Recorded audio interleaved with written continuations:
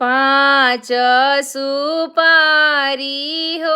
पाँच नरिया लावा, पाँच हरदिया के गाँठ, पाँच हरदिया के गाँठ, पाँच ही लाख पापा दिहले दहेजावा, तबो बेटी के मनवा उदास, पाँच ही लाख भैया तिलक चढ़वले, तबो दीदी के मनवा उदास।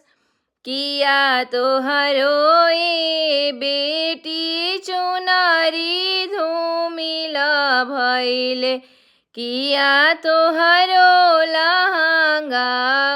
उटुम, किया तो